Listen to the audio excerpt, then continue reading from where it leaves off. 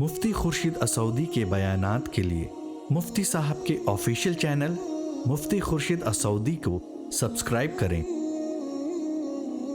الحمد للہ وکفی وسلام علی عبادہ الذین اصطفی اما بعد فاعوذ باللہ من الشیطان الرجیم بسم اللہ الرحمن الرحیم ان الذین قالوا ربنا اللہ ثم استقاموا تتنزل علیہم الملائکہ الا تخافوا ولا تحزنوا وَأَبْشِرُوا بِالْجَنَّةِ الَّتِي كُنْتُمْ تُوعَدُونَ نَحْنُ أَوْلِيَاؤُكُمْ فِي الْحَيَاةِ الدُّنْيَا وَفِي الْآخِرَةِ وَلَكُمْ فِيهَا مَا تَشْتَهِي أَنفُسُكُمْ وَلَكُمْ فِيهَا مَا تَدَّعُونَ نُزُلًا مِّنْ غَفُورٍ رَّحِيمٍ۔ عن عمر بن الخطاب رضی اللہ عنہ بینما نحن عند رسول اللہ صلی اللہ علیہ وسلم ذات یوم اذ طلع علینا رجل شدید بیاض الثیاب وشدید سواد الشعر لا یرى علیہ اثر السفر ولا يعرفه منا احد فجلس فاسند ركبتيه الى ركبتيه ووضع كفيه على فخذيه وقال يا محمد اخبرني عن الاسلام قال ان تشهد ان لا الہ الا اللہ وان محمد رسول اللہ وتقیم الصلاة وتؤتی الزکاة وتصوم رمضان وتحج البیت ان استطعت الیہ سبیلا او کما قال علیہ الصلاة والسلام۔ اللہم صل علی سیدنا محمد وعلی آل سیدنا محمد وبارک وسلم۔ اللہم صلی علی سیدنا محمد وعلی آل سیدنا محمد وبارک وسلم۔ اللہم صلی علی سیدنا محمد وعلی آل سیدنا محمد وبارک وسلم۔ میرے محترم بزرگوں، دوستوں، بھائیوں، نوجوانوں، حدیث جبرائیل کا سلسلہ چل رہا تھا کہ وہ کالے سفید کپڑے والے، کالے بال والے نوجوان اللہ کے رسول صلی اللہ علیہ وسلم کی خدمت میں حاضر ہوئے اور بڑے ہی ادب و احترام سے آپ بیٹھے اور بیٹھ کر انہوں نے اللہ کے رسول علیہ الصلاۃ والسلام سے سوال کیا کہ ہمیں اسلام کے تعلق سے بتائیے۔ تو اللہ کے رسول صلی اللہ علیہ وسلم نے ارشاد فرمایا، اسلام یہ ہے کہ تم اس بات کی گواہی دو کہ اللہ کے علاوہ کوئی معبود نہیں، اور اس بات کی تم گواہی دو کہ محمد صلی اللہ علیہ وسلم اللہ کے رسول ہیں۔ اس کی تشریح پچھلے جمعہ آپ سب حضرات نے سماعت فرما چکے۔ اب آگے اللہ کے رسول علیہ الصلاۃ والسلام اسلام کیا ہے وہ بتا رہے۔ آپ علیہ السلام نے فرمایا وَتُقِيمَ الصَّلَاةَ کہ تم نماز کو قائم کرو، نماز کو پڑھا کرو۔ نماز پڑھنا یہ سارے مسلمان جانتے ہیں۔ دنیا میں جتنے بھی کچے ایمان والے ہوں، پکے ایمان والے ہوں، علم دین سے تعلق رکھنے والے ہوں یا علم دین سے جن کا کوئی تعلق نہیں ہے، یا وہ ایمانی ماحول میں رہتے ہوں یا کفر کے ماحول میں رہتے ہوں، دنیا کے تمام مسلمان اس بات کو اچھی طرح جانتے ہیں کہ 5 وقتہ نماز پڑھنا فرض ہے۔ لیکن اللہ رب العزت نے اس نماز کو قائم کرنے کے تعلق سے اپنے کلام مجید میں 700 مرتبہ ذکر فرمایا۔ کتنے مرتبہ؟ 700 مرتبہ ذکر فرمایا۔ کیوں؟ اس لیے اللہ کے رسول علیہ الصلاۃ والسلام نے ذکر فرمایا کہ کہیں میری امت نماز سے غفلت نہ برتے، اور جس بات کا خوف آقا صلی اللہ علیہ وسلم کا تھا آپ کی امت نے وہی کر دکھایا۔ اور سب سے پہلے امت میں نماز کے اندر سے خشوع جاتی ہے، پھر نماز جاتی ہے۔ جب نماز گئی تو اللہ رب العزت نے نبیوں کے سلسلے کو تذکرہ فرمایا ہے 16ویں پارے میں، نبیوں کے سلسلے کو، کہ نبی کے بعد ان کے حواریین آئے اور ان کی اتباع کرنے والے لوگ آئے۔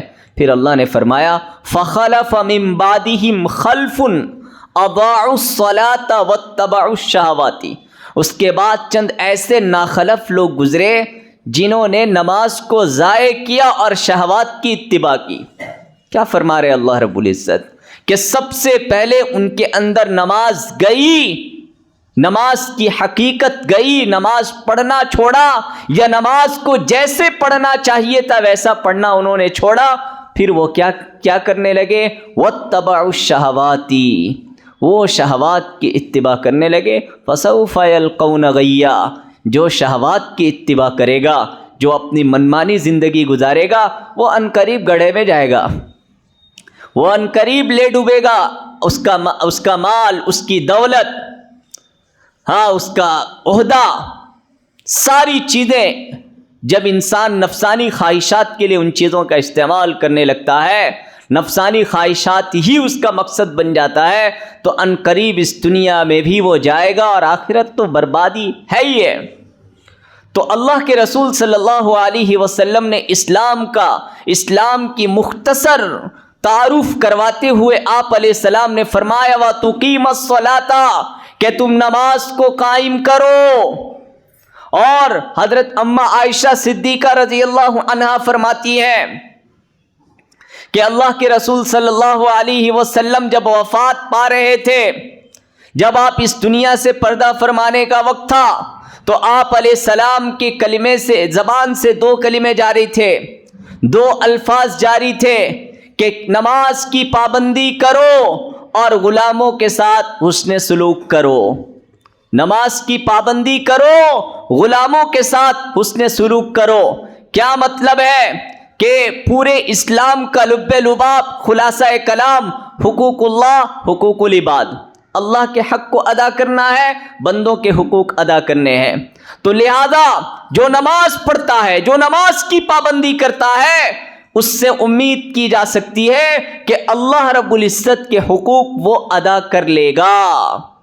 مگر جس نے نماز کو ضائع کیا تو اس سے دین کے تعلق سے کسی قسم کی کوئی امید نہیں کی جا سکتی عزیزان ملت۔ اس کے بعد آپ علیہ السلام نے فرمایا کہ اپنے غلاموں کے ساتھ حسن سلوک کرو۔ انسان کے نظر میں سب سے زیادہ بے حیثیت اگر کوئی انسان ہوتا ہے تو وہ غلامی کا دور الحمدللہ ختم ہو گیا۔ یہ اسلام کی ہی تحریک کا ایک نتیجہ تھا کہ غلامی کے دور کو کیا کیا، اسلام نے پارٹ بائی پارٹ اسلام نے غلامی کے دور کو ختم کر دیا الحمدللہ۔ لیکن جو شخص اپنے غلام کے ساتھ حسن سلوک کر لے گا، اس کے ساتھ اچھا برتاؤ کر لے گا، تو اس سے امید کی جا سکتی ہے بقیہ اس کے جو بھی خاندان، جو بھی رشتہ دار، پڑوسی یا جو بھی اس کے متعلقین ہیں، ان سبوں کے ساتھ وہ حسن سلوک ضرور کرے گا۔ اسی لیے آپ علیہ السلام نے حقوق الناس میں، یعنی لوگوں کے حقوق ادا کرنے سب سے کم درجے کا تذکرہ فرمایا کہ غلاموں کے ساتھ اچھا حسن سلوک کرو۔ یہ 2 باتیں امت کو ارشاد فرما کر آپ صلی اللہ علیہ وسلم چلے گئے اپنے رب سے ملنے کے لیے۔ کیا ان 2 باتوں کا پاس و لحاظ اس امت نے رکھا ہے؟ ان 2 باتوں کا پاس و لحاظ اس امت نے رکھا ہے؟ آج تو عقلیت کا دور ہے، ہر چیز کو عقل کے پیمانے سے ناپا جا رہا ہے کہ نماز پڑھنے سے ہمیں عقلی فائدے کیا ہیں، دنیاوی فائدے کیا ہیں، ہمیں بتائی جائے۔ نماز پڑھنے سے ہمیں دنیا کیا ملے گا، نماز پڑھنے سے ہمارا دنیا کیا سنورے گا، یہ ہمیں بتایا جائے۔ جب تک عقلی پیمانے پر کوئی چیز انسان کا نہیں آ رہا ہے وہ ماننے کو تیار نہیں ہے۔ عقل پرستی کا دورہ ہے۔ اچھا، عقل پرستی کس میں ہے؟ شریعت میں سب سے زیادہ ہے، سائنس میں عقل پرستی نہیں ہے۔ سائنسٹسٹ نے بول دیا مان لیے، ڈاکٹر نے بول دیا مان لیے، اس سے سوال نہیں کیا انہوں نے۔ انجینئر نے بول لیا مان لیے، کسی ڈائریکٹر نے بول دیا مان لیے۔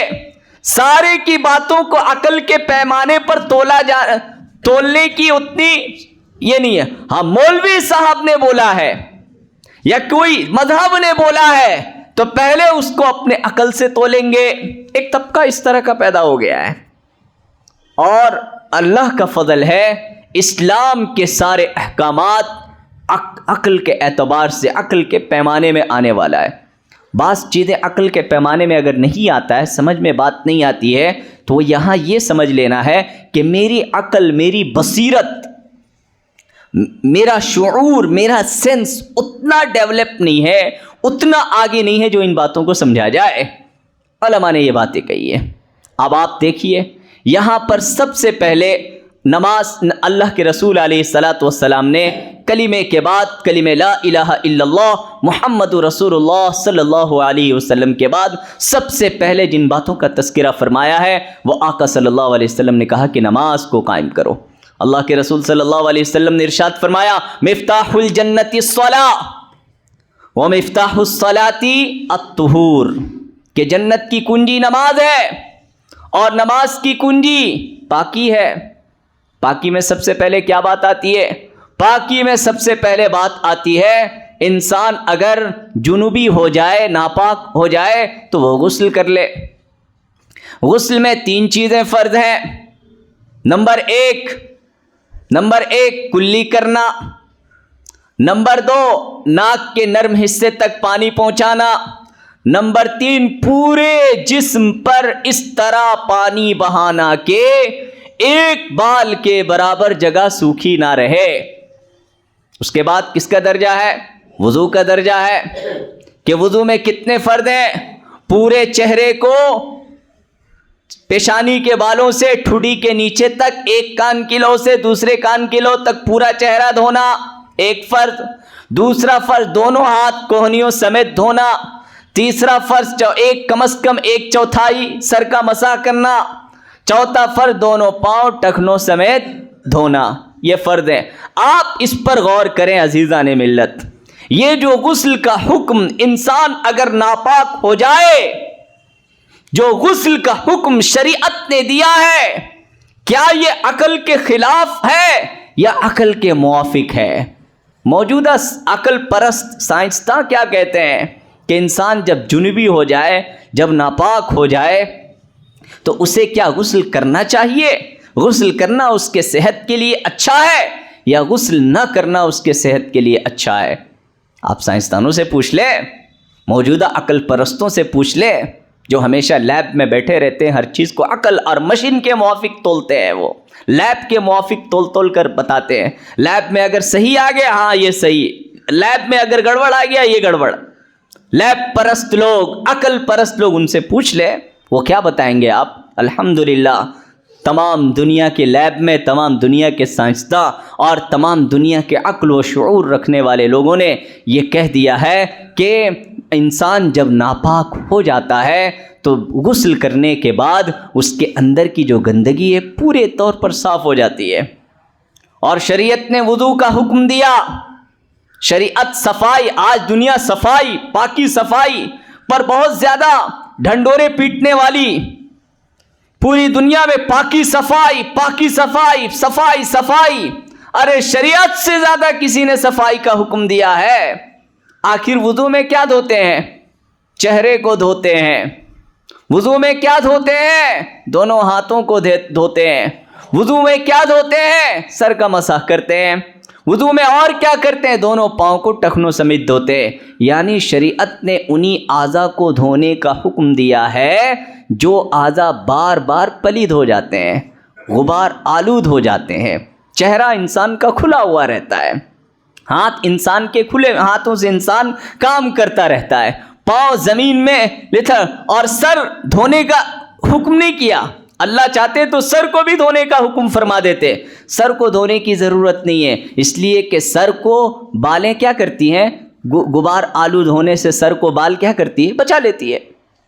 سر کو بال بچا لیتی ہے. اس لیے کیا حکم کیا گیا کہ تم صرف پوچھ لو گے, مسا کر لو گے نا, تو جو تمہارے سر میں گرد و غبار گندگی جو لگی ہوئی ہے نا, یہ سب صرف پوچھنے سے صاف ہو جائے گا. کسی دھول میں لگی ہوئی چیزوں کو پوچھنے سے صاف ہو جاتا ہے. تو اب یہ شریعت کے اس حکم، جو بندہ دن میں 5 وقتہ نماز پڑھے اور 5 وقتہ نماز کے لیے 5 مرتبہ کم از کم وہ وضو کرے، آپ بتائیں کہ اس سے زیادہ صاف ستھرا انسان اس دنیا میں آپ کو ملے گا؟ یہ تو فرض کی بات میں نے کہی ہے، ابھی سنت کو نہیں چھیڑا ہے میں نے۔ کلی کرنا، ناک صاف کرنا، کانوں کا مسح کرنا، سب کیا ہے؟ جو بھی دھول دھکڑ، جو کچھ بھی غلاظت، جو کچھ بھی چیزیں لگی، بیکٹیریا سب لگی ہوئی ہے، سب صاف۔ کیا اس سے بہتر نظافت کا نظام، صفائی ستھرگی کے نظام کسی اور شریعت نے پیش کیا ہے؟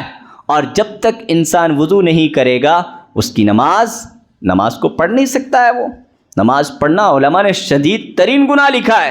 اگر کسی نے وضو نہیں کیا اور وضو کیے بغیر وہ نماز میں کھڑا ہو جاتا ہے تو بعض علماء نے تو کفر کا فتویٰ لگایا ہے کہ انسان کے ڈر ہے کہ وہ انسان کافر بن جائے، کیونکہ اس نے کیا کیا؟ وضو کے حکم کو کیا کیا؟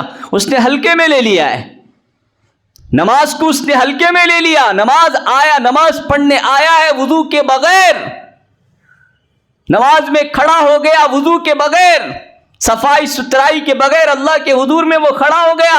کتنا بدتمیز انسان ہے وہ، کتنا وہ ناکارہ انسان ہے وہ، اللہ کے حکم کو وہ کتنا ہلکا سمجھتا ہے وہ۔ آپ بتائیں کہ کسی اور شریعت میں اس سے زیادہ پاکی صفائی کا اور کوئی نظام ملے گا؟ وہ بھی دن میں 5 وقتہ۔ یہ تھوڑی سی ناگوار ہوتی ہے، 5 علل خصوص سردیوں کے موسم میں، ہے نا؟ لیکن اللہ کے رسول علیہ الصلاۃ نے ارشاد فرمایا، وضو سے صرف چہرے کا میل، ہاتھوں کی غبار اور سر میں لگے ہوئے بیکٹیریا اور کیڑے مکوڑے اور پاؤں میں لگے ہوئے غبار یا میل دور نہیں ہوتا ہے، بلکہ اللہ کے رسول علیہ السلام نے کہا کہ تم ظاہر کو دھوتے ہو، تم اپنے چہرے کے میل کو ہٹاتے ہو، لیکن اللہ کے رسول علیہ السلام نے فرمایا تمہاری آنکھوں نے جو گناہیں کی، تمہارے کان نے جو گناہیں کیا، تمہارے پیشانی نے جو گناہیں کیا، تمہارے زبان نے جو گناہیں کیا، وہ تمام گناہیں دھل کر نکل جاتی ہیں۔ تمہارے ہاتھوں نے جو گناہیں کیا، یہاں تک کہ ناخنوں کے پور سے گناہ دھل کر نکل جاتا ہے۔ تو انسان اوپر سے بھی پاک ہو گیا، اوپر سے بھی صاف ہو گیا، اندر سے بھی وہ پاک ہو گیا۔ اس سے بہتر نظام، اور کل قیامت کے روز اللہ کے رسول صلی اللہ علیہ وسلم سے پوچھا گیا، اللہ کے رسول ہزاروں کروڑوں اربوں انسانوں کے درمیان میدان محشر میں قائم رہیں گے، آپ ہمیں کیسے پہچانیں گے؟ تو آپ علیہ السلام نے ارشاد فرمایا، میں وضو کے نشانات سے اپنی امت کو پہچان لوں گا کہ کل قیامت کے روز میری امت، جب یہ فضیلت کسی اور کو نہیں ہے، نہ موسیٰ علیہ، وضو تمام امتوں میں فرض تھی، شکلیں الگ الگ ہیں، لیکن نماز پڑھنے سے پہلے وضو کرنا یہ تمام امتوں میں فرض تھی۔ اس سے کیونکہ اللہ کے رسول علیہ السلام نے ایک مرتبہ وضو فرمایا اور وضو فرما کر یہ فرمایا کہ یہ میری وضو ہے، یہ میری سنت ہے اور مجھ سے پہلے انبیاء علیہ السلام کی سنت ہے۔ تو اس سے یہ بات معلوم ہو رہا ہے کہ وضو تمام امتوں میں فرض تھا، پاکی صفائی بلکہ ہم سے زیادہ سخت احکام تھے ان کے، لیکن ہمارے لیے اللہ رب العزت نے اس کو آسان ترین بنا دیا۔ لیکن یہ فضیلت صرف اس امت محمدیہ صلی اللہ علیہ وسلم کے ہے کہ اعضائے وضو، یعنی وہ جگہ جہاں وضو کا پانی لگتا ہے، وہ جگہ جہاں پر وضو میں دھونا فرض ہے، وہ تمام جگہیں کل قیامت کے روز سورج کی روشنی کی طرح چمکے گی۔ اس چمک کے بنا پر اللہ کے رسول علیہ السلام پہچان لیں گے کہ یہ میری امت ہے، یہ میری امت کا فرد ہے، اس سے وہ پہچان لیں گے۔ اس لیے اللہ کے رسول علیہ السلام نے ارشاد فرمایا، تم میں سے جو چاہے کہ اپنی چمک کو بڑھائے تو وہ زیادہ کرے، اپنی چمک یعنی کثرت سے وہ وضو کرے، کثرت یعنی ہمیشہ وہ باوضو رہنے کی کوشش کرے۔ اور اللہ کے رسول علیہ السلام کا یہ معمول مبارک تھا کہ آپ علیہ السلام 24 گھنٹے باوضو رہا کرتے تھے۔ اور یہ بہت آسان ہے، تھوڑا سا انسان اس پر غور و فکر کر لیں تو بہرحال اللہ کے رسول علیہ الصلاۃ والسلام نے جو شریعت کی جو تشریح فرمائی کہ اسلام کیا ہے، اسلام یہ ہے کہ تم نماز پڑھو، اور نماز پڑھنے سے پہلے وضو کرنا یہ فرض ہے، اور نماز پڑھنے سے پہلے انسان کے اوپر چند چیزیں فرض ہو جاتی ہیں، ارے ہے کہ نہیں، چند چیزیں فرض ہو جاتی ہیں کہ نماز پڑھنے سے پہلے سب سے پہلے کپڑے کا پاک ہونا ضروری، بدن کا پاک ہونا ضروری ہے، بغیر بدن کے پاکی کے نماز نہیں ہوگی، کپڑے کا پاک ہونا ضروری ہے، جس جگہ میں وہ نماز پڑھ رہا ہے اس جگہ کا پاک ہونا ضروری ہے، قبلہ رخ ہونا ضروری ہے، وقت کا پہچاننا ضروری ہے۔ تو یہ 6 چیزیں ہیں نماز سے پہلے فرض ہے۔ آپ ان چیزوں پر غور کریں اور دنیاوی احکامات پر اور دنیاوی نظام اور دنیاوی سسٹم اور دنیاوی من و مزاج اور موجودہ سائنٹیفک جو طریقے رائج ہیں اس دنیا میں، اس کے حساب سے آپ غور و فکر کریں کہ نماز آپ کو کتنا ڈسپلن دے رہا ہے۔ نماز آپ کو اچھے کپڑے پہننا سکھا رہا ہے، نماز آپ کو پاک صاف رہنا سکھا رہا ہے، نماز آپ کو وقت کی پابندی سکھا رہا ہے کہ دیکھو بالکل وقت کی پابندی۔ مؤمن بدحواس اور غافل متال نہیں ہوتا، ہر کام تول کر کرتا ہے، ہر چیز اس کے پاس وقت متعین ہے۔ اور پھر ایک آدمی، چند لوگ اس طرح بیٹھے ہوں کہ ادھر بیٹھے ہوں، آپ ان کو کیا کہیں گے؟ انڈسپلن۔ کوئی اس طرف رک کر کے بیٹھا ہے، کوئی اس طرف رک کر کے بیٹھا ہے، کوئی اس طرف رک کر کے بیٹھا ہے، سب کیا بولیں گے؟ انڈسپلن لوگ ہیں۔ لیکن ایک آدمی، 4-5 لوگ سب ایک ہی طرف رک کر کے بیٹھے ہیں، یا ایک ہی طرف رک کر کے وہ لائن بلائن صف بصف بیٹھے ہوئے ہیں، آپ ان کو کیا کہیں گے؟ ڈسپلن۔ دنیا اسی کو نا ڈسپلن کہتی ہے۔ نماز میں کیا حکم فرمایا گیا آپ کو؟ نماز میں اللہ کے رسول علیہ السلام نے کیا کہا کہ قبلے کی رخ کرو، ڈسپلن، صفوں کو سیدھا کرو، ڈسپلن۔ یہ اس شریعت آپ کو کتنا ڈسپلن، کتنا بہترین زندگی آپ کو عطا فرما رہی ہے، اس کو تو سمجھے میرے دوستوں اور بزرگوں اور بھائیوں۔ بہرحال اللہ کے رسول علیہ الصلاۃ والسلام نے فرمایا وَتُقِيمَ الصَّلَاةَ کی نماز پڑھو۔ نماز کے تعلق سے مزید باتیں انشاءاللہ آئندہ آتی رہیں گی۔ اللہ رب العزت ہم سب کو شریعت کے احکام پر پورے بصیرت کے ساتھ عمل کی توفیق عطا فرمائے۔ وآخر دعوانا ان الحمد للہ رب العالمین۔